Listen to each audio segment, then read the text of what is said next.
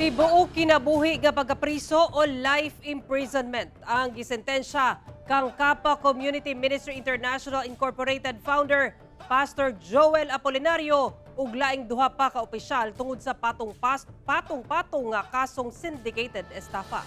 Ani ang report ni Argil Relator.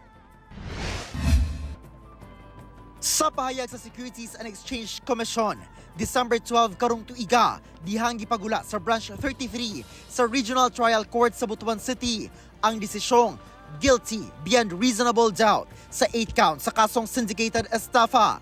Batok ang KAPA founder ug President Joel Apolinario ug duha pa ka KAPA leaders nga sila Cristobal Baradad o Joji Husay, 15 incorporators.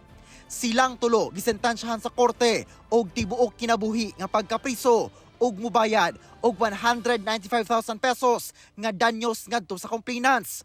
Nasuta matud pa sa Regional Trial Court nga tanang elemento sa estafa ang anaa sa kasong gipasang-at tungod sa misrepresentation ni Apolinario ug mga kaubanan ni ini sa pagclaim nga otorisado silang makiglambigit sa profit-making nga negosyo bisan og dili sanglit usa sila ka non-stock corporation. Dugang pa nga gipasalig matud pa sa mga akusado ang 30% nga binulan nga tubo sa mga investor. Tungod sa pasalig, nadani ang mga investor sa pagbubo og kwarta. Resulta, nakasinati sila og kadaot, sanglit wala sila nadawat nga balik sa ilang gi-invest.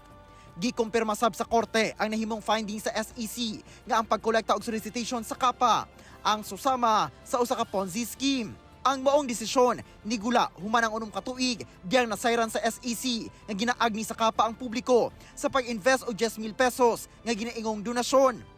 Baylo sa 30% nga binulang return hangtod sa hangtod isip ginatawag nga blessings. Kahinumdumang niya adtong July 21, 2020, diyang giaresto si Apolinario uban ang 25 ka mga kaubanan sa joint operation sa law enforcers sa usa ka tagong resort sa Lingig, Surigao del Sur nga nisangko sa engkwentro tali otoridad ug private army ni Apolinario.